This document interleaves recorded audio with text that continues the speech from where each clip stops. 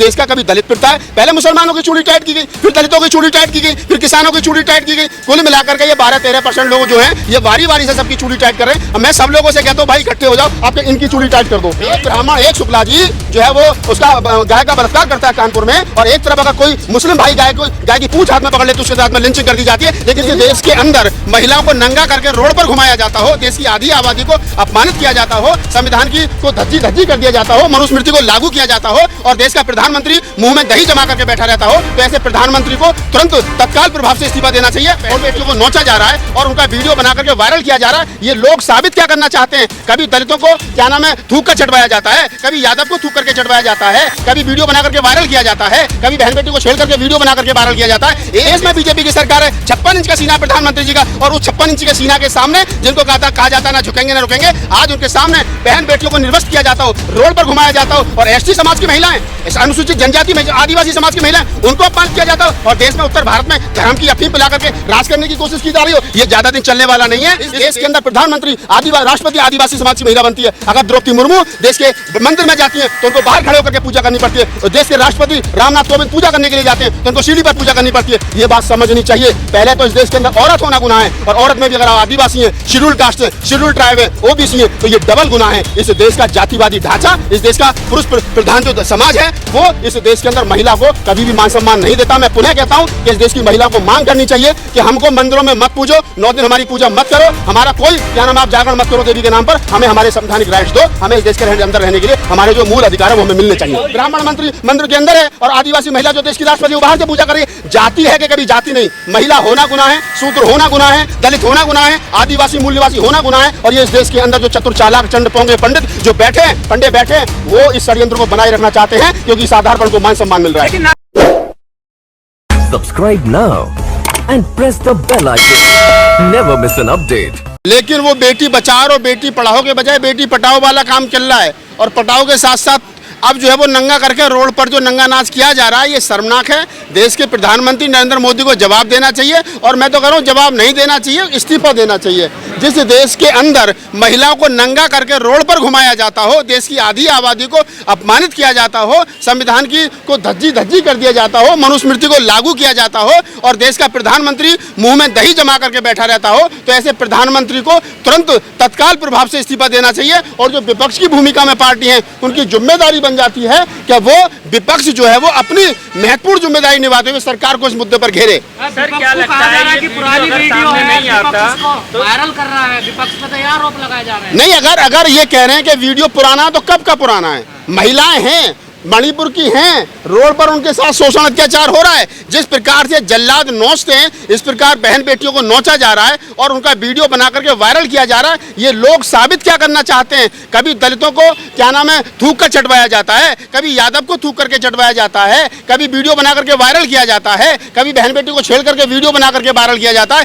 एक देश के 85% SC ST OBC माइनॉरिटी आधी आबादी महिलाओं को अपमानित किया जाता है, उनको क्या नाम है कहीं ना कहीं उनका वीडियो बना करके ये बताया जाता है, उनको खौफ पैदा किया जाता है सोसाइटी के अंदर। तो ये लोग चाहते क्या है? मुट्ठी भर लोग, और सरकार मुंह में दही जमा करके बैठी है। शर्म नहीं आती इन लोगों को? मर जाना चाहिए ऐसे लोगों को जो संवैधानिक पद पर बैठे। तत्काल प्रभाव से इस्तीफा देना चाहिए इन लोगों को। सवाल पूछ रहा है इस पूरे मामले पर। मैं कांग्रेस से सवाल क्यों पूछ रहे? कांग्रेस कौन है भाई? कांग्रेस कौन है? राहुल गांधी कौन है? क्या नाम है सोनिया गांधी कौन है? मनमोहन सिंह किसी संवैधानिक पद पर है?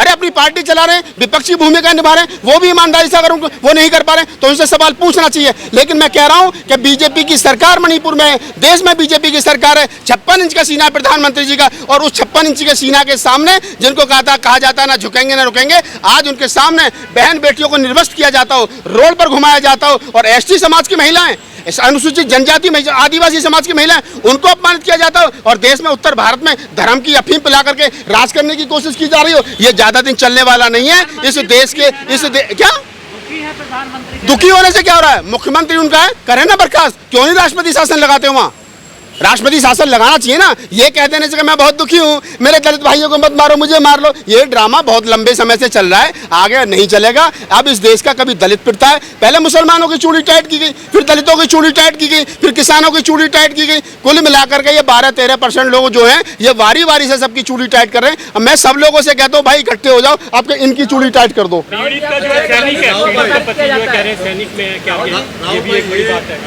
आया है कि उन महिलाओं को खिलाफ रेप करने के लिए महिलाओं ने ही उकसाया था पुरुषों को, तो एक समाज के तौर पर इस घटना को कैसे देखते हैं आप? देखिए, मैं ये कह रहा हूँ वो किसने उकसाया था, किसके नहीं उकसाया था, ये जांच का विषय है। सरकार जांच करे, दूध का दूध पानी का पानी करे, लेकिन ये बात तय है कि जो हुआ वो शर्मनाक है, वो नहीं होना चाहिए था, वो मानवता के नाम पर कलंक है। हम अपने आप को आज इंसान कहने में, मानव कहने में, हम इस भारत के नागरिक हैं। जिस भारत में महिला को नंगा करके घुमाया जाता था, आज हमें ये कहने में, हम जाकर के कहते हैं विदेशों में हम बुद्ध की धरती से आए, हम इसकी धरती से आए, उसकी धरती से आए, क्या जाकर के कहेंगे विदेशों में हम उस धरती से आए जहाँ महिला को नंगा करके घुमाया जाता है? क्या जाकर के कहेंगे कि महिला को रोड पर नंगा करके उन्हें नोचा जाता है, उनके साथ में बदतमीजी की जाती है और हमारा प्रधानमंत्री मुंह में दही जमा करके बैठा रहता है?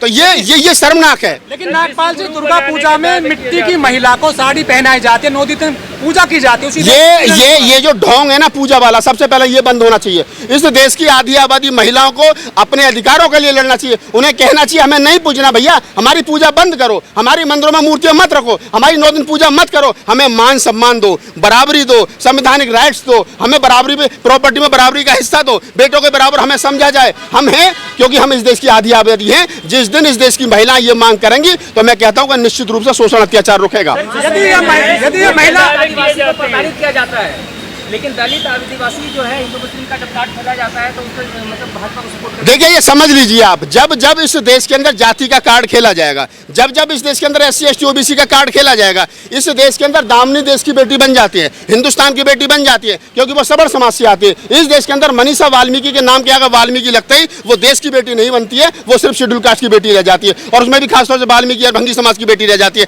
आप समझिए, ये जो चश्मा, जातिवादी चश्मा जिन लोगों ने लगा रखा है, जो बेटियों को एक तरफ कहते हैं कि नहीं साहब बेटी किसी की भी हो, सबकी बेटी है, लेकिन अगर एक सबर समाज की बेटी की इज्जत रोड पर लुटती है, उसके साथ में शोषण अत्याचार होता है, तो देश का गरीब, मजदूर, शोषित, पीड़ित, दलित, आदिवासी, हर एक आदमी जो है वो रोड पर उसके लिए न्याय की मांग करता है। लेकिन यही शोषण, यही अत्याचार किसी दलित की बेटी पर, आदिवासी समाज की बेटी पर जो मणिपुर में हुआ है उनके ऊपर होता है, तो महिला आयोग भी मुंह में दही जमा करके बैठ जाता है, प्रधानमंत्री भी दही जमा करके बैठ जाते हैं, और वो तमाम संगठन जो बेटी बचाओ बेटी पढ़ाने की बात करते हैं उनके मुंह में दही जम जाती है, क्योंकि वो बेटी, वो औरतें शेड्यूल कास्ट की पृष्ठभूमि से आती हैं, आदिवासी समाज से आती हैं, क्योंकि एक तो महिला और ऊपर से आदिवासी। इस देश के अंदर प्रधानमंत्री राष्ट्रपति आदिवासी समाज की महिला बनती है। अगर द्रौपदी मुर्मू देश के मंदिर में जाती हैं तो उनको बाहर खड़े होकर के पूजा करनी पड़ती है, और देश के राष्ट्रपति रामनाथ कोविंद पूजा करने के लिए जाते हैं तो उनको सीढ़ी पर पूजा करनी पड़ती है। ये बात समझनी चाहिए। पहले तो इस देश के अंदर औरत होना गुनाह है, और औरत में भी अगर आदिवासी हैं, शेड्यूल कास्ट है, शेड्यूल ट्राइब है, OBC है, तो ये डबल गुनाह है। इस देश का जातिवादी ढांचा, इस देश का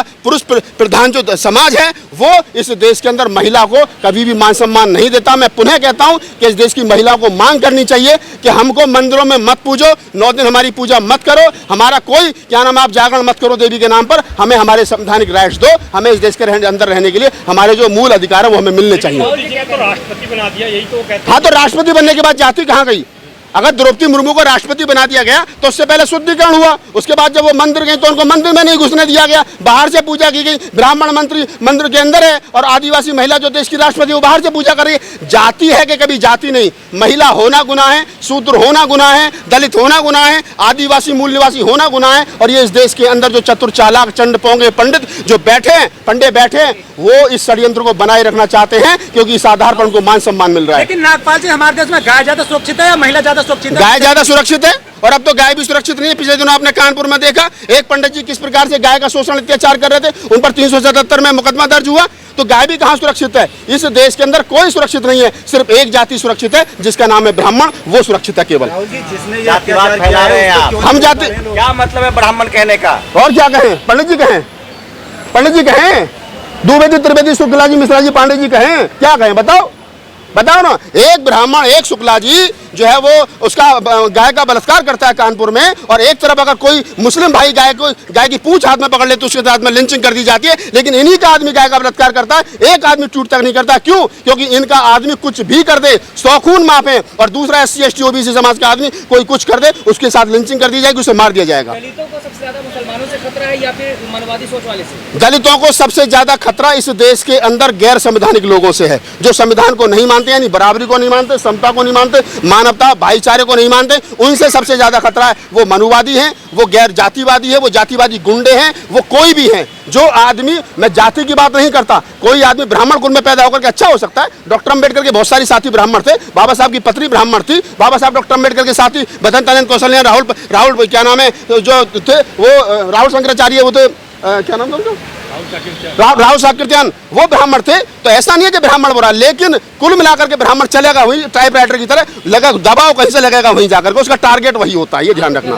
दलितों में लेकिन सर दलितों में जागरूकता आई है, बिल्कुल जागरूकता नहीं आई। अगर जागरूकता नहीं आई होती तो मैं दलित समाज में पैदा होकर के बोल रहा होता, आप सुन रहे होते मुझे। मीरा हैदर के साथ है कि खिलाफ है? कौन मीरा हैदर? मीरा हैदर कौन मीरा हैदर? सीमा हैदर। हाँ बताओ ना, सही रास्ते पे हो ना। अब ये सीमा हैदर की बात कर रहे हैं, अब ये शंभू भाई भी कभी कभी ऐसे सवाल कर लेते हैं, हमारे सीनियर साथी हैं, वरिष्ठ पत्रकार हैं, हमारे समाज के रवीश कुमार इनको कहा जाता है। अब ये सीमा हैदर पे आ गए, मैं बड़ा कंफ्यूज हूँ। इस देश के अंदर एक मौर्य समाज की बेटी वो एसडीएम बन जाती है और वो अपने पति को तलाक देने के लिए कहती है, तो उसका पति रो रो करके आलोक मौर्य कहता है साहब मेरे साथ बहुत बुरा हुआ, तो सारा समाज कहता है साहब ये सीमा ये ज्ञान में जो है ये ज्योति मौर्य बहुत खराब है, ये सब तो निकम्मी है, तो पद चरण उसे गाली देते हैं। लेकिन एक सीमा हैदर जो है, एक सीमा हैदर विदेश से आकर के, पाकिस्तान से आकर के यहाँ शादी कर लेती है, अपने पति को धोखा देकर आ जाती है, 4 बच्चों को ले आती है, वो बहुत बढ़िया है। क्यों भाई? मतलब ये अजीब सिस्टम है यार। जो देश की नहीं हुई, पति की नहीं हुई, बच्चों की नहीं हुई, अपने कल्चर की नहीं हुई, अपने धर्म की नहीं हुई, अपने मजहब की नहीं, वो एक्सेप्ट है। लेकिन इसी देश की बेटी अगर अपनी मर्जी से पति छोड़ करके दूसरा पति कर लेती है, जो उसका संवैधानिक राइट्स है, तो कहते हैं साहब ये बच्चलन है। तो ये जो जाति, ये जो धर्म का चश्मा है ना, ये जो पाकिस्तानी भाभी का ट्रेंड चल रहा है, और ये जो मेन स्ट्रीम मीडिया मजे ले रहा है चटकारे लेकर के, समझ लो अगला नंबर आना सबका है, चाहे सीमा भाभी हो या ज्योति मौर्य। चश्मा एक रखा करो, बदला मत करो शंभू भाई। भारत की भी चली गई है एक पाकिस्तान। हाँ भारत की भी चली गई, उस पर कोई नहीं बोलेगा। धन्यवाद। Subscribe now and press the bell icon. Never miss an update.